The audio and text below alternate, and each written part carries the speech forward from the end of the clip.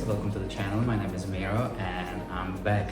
I haven't abandoned this channel, it's just been really busy for me. I haven't had a chance to make any new videos, but this one should be pretty cool. I'm gonna be talking about P. magnifica, and these are very beautiful roaches and they also have some really interesting behavior. They're also extremely expensive in the United States, but I was able to get 3 different bloodlines here in Europe and I have a nice big colony right now going, so I'm actually hoping to ship them at some point to the United States so you guys can enjoy them as well. The reason why I've been so absent is because I've been actually working on short films. Maybe some of you know I actually work in film industry in pre-visualization, so I work on Sonic 3, on Spider-Verse, I work on some video games like Horizon Forbidden West. Since it's really slow in my industry right now, I started working on my own shorts and I started this like mini-series about a teenage girl. Her name is Ella, like my daughter's, and she has a spider and she travels through time.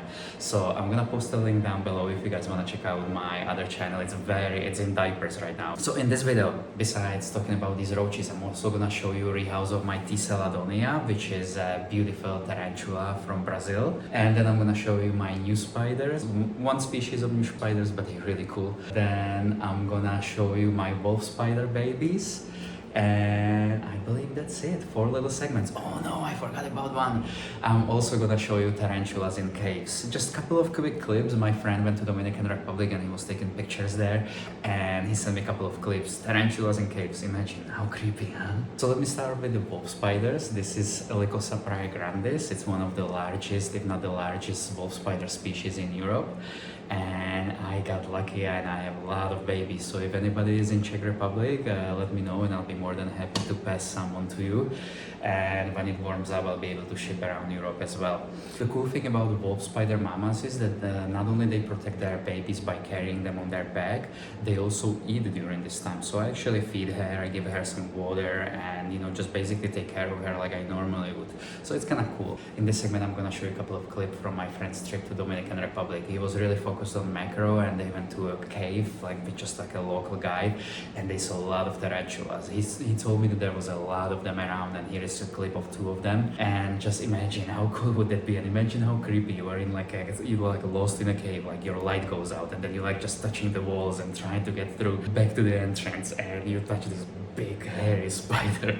I think it would even startle me. Next, as promised, I'm gonna show you a couple of really cool slings. These are the spiders that I've never seen in the United States and I was able to get hands of them here in Europe. I am super excited to welcome 2 Sebranus SP Morocco, which are the spiders that do cartwheels in deserts on dunes. And they do it when they try to escape predators. Basically, if they've been attacked by a wasp or anything, they can just pick up speed and just like start doing cartwheels on dunes. So they are pretty unassuming looking. They are just kind of like a beige spiders, but they're super interesting. So I'm very happy and I want to say thank you to my friend Tomasz for giving this to me. Okay, so now it's time to talk about P. magnifica, the most beautiful roaches in my opinion in a hobby. There's some really pretty ones. I've seen some other ones like black with some orange spots, or domino roaches are gorgeous, but these guys, not only that, they are diurnal, so you get to actually see them all the time, and they're just gorgeous. They have a lot of really interesting behavior. So let's get into this. Before I move on to the P. magnifica care, I want to tell you a little bit about them. The reason why they're so expensive, because they are not kind of a roaches that they would actually infest your house. These roaches take 2 years to mature for the females, 1.5 to 2 years to mature. Males actually mature, but I just recently found out, a little bit sooner, only maybe about like a month or 2 sooner. So if you get some baby nymphs, you should be able to, from one hatch, grow your colony basically. So if you get like 10 nymphs of the same age, you should be able to produce babies. The males can fly, the females cannot. The males, they have wings, and they are also a lot more active, so you can actually see them even towards the end of the day. One really interesting thing is the females, they actually carry the babies under their, basically between their legs, under the carapace. They kind of like hiding them. And not only they carry the babies for months, the babies also sometimes get off and they would like feed on stuff, and then they would could get back on closest basically adult that's to them. It doesn't even have to be same mom, and I think even the males can carry them from time to time. So that is really interesting and really cool. Let's talk about their enclosure. So these guys look a little bit like isopods, and just like isopods, when I first got them, I kept them together kind of tight so they could easily find each other and they wouldn't have to wander around large spaces.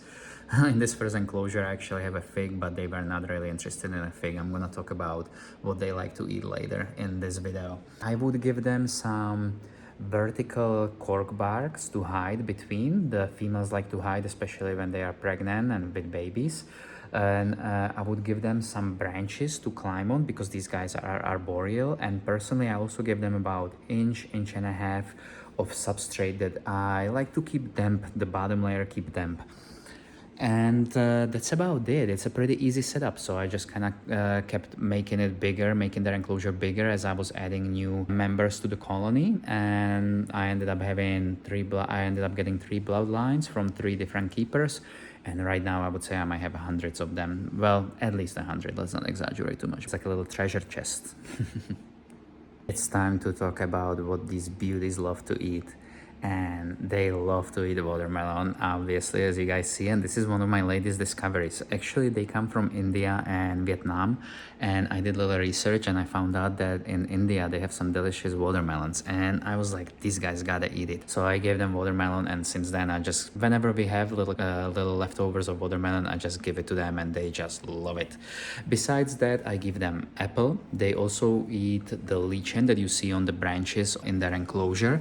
They love that. And I was lucky because just a little bit outside of Prague there is this place where we go like look for bugs, you know, when we wanna try to take macro pictures, and there is a tree that is completely dead and it is just like a golden tree. It's completely covered in this lichen. They also like to eat this algae. I'm really not sure how to pronounce it right now. And one of the keepers showed it to me. I personally haven't fed it to them, but I heard from other people that, yeah, they actually do like it. Okay, and finally my T seladonia rehouse.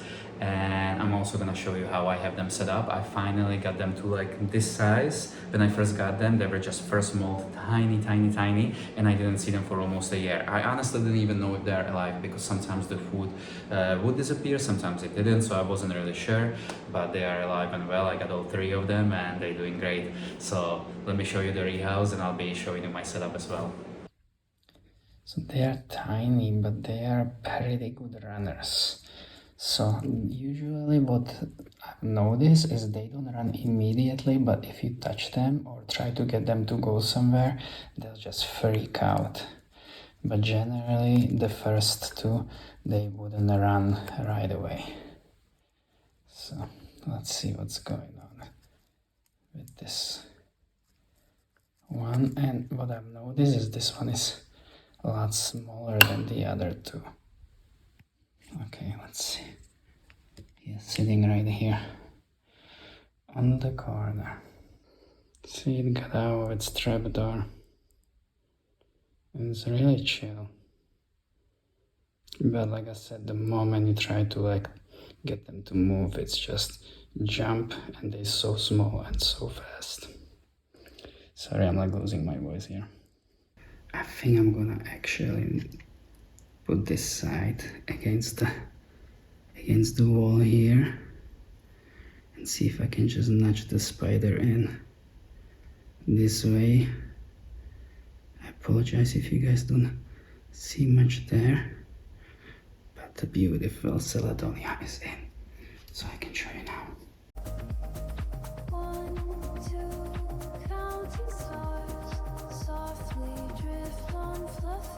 Last but not least, this is the feeding hole that I use, and also misting hole. It's a good idea to mist the lid because these tarantulas, they actually get their moisture usually from the top. So usually when I open it up and I'm misting, I spray, but I also kind of like mist around here so the water kind of like drops through these holes. And that's it, and then I use this to feed them. I do flies, small crickets, things of that nature.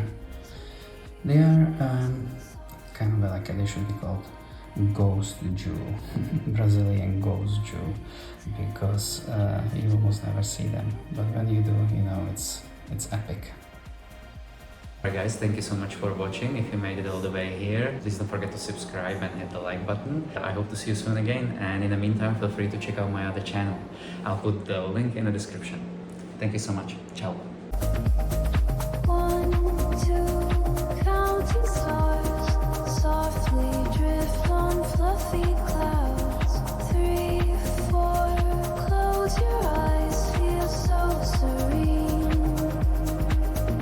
Oh, rest,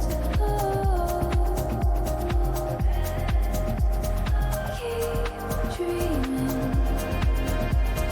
5, 6, moonbeams.